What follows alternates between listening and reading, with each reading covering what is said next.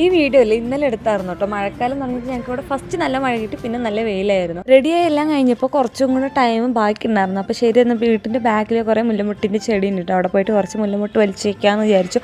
ആദ്യം ഇതല്ല കുറേ കിട്ടും പറഞ്ഞപ്പോൾ നമ്മൾ അത്യാവശ്യം ഒരു വലിയൊരു പാത്രമായിട്ട് പോയി കഴിഞ്ഞാൽ അത് ഫുള്ളായിട്ട് കിട്ടുന്ന ഒരു ടൈം ഉണ്ടായിരുന്നു. ഇപ്പോൾ മുല്ലമുട്ട് കിട്ടുന്നത് കുറവാണ്, പക്ഷെ എന്നാലും ഒരാൾക്ക് വെക്കേണ്ടത് നമുക്ക് കിട്ടും.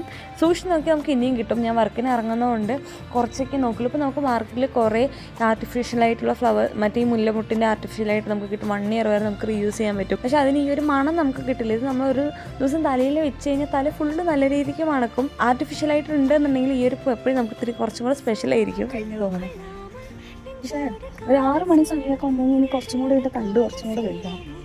ഇപ്പോൾ വലുതാണ്, പക്ഷെ എന്നാലും കുറച്ചും കൂടെ ചെറുതാണ്. ഇനി ഒരു 6 മണി ആ ടൈമൊക്കെ ആകുമ്പോൾ കുറച്ചും കൂടെ വലുതാണ്. സൂക്ഷിച്ച് നോക്കിയിട്ടാണെങ്കിൽ കുറച്ചും കൂടെ കിട്ടിയിട്ടുണ്ടാകും, പക്ഷെ ടൈമില്ല.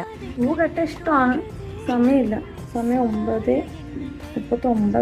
10 മണിക്ക് വർക്കിന് കയറണം. സോ പൂ അമ്മ കെട്ടിക്കോളും. വലിച്ചു വെക്കുന്നത് മാത്രം നമ്മളിന്ന് ചെയ്താൽ മതി.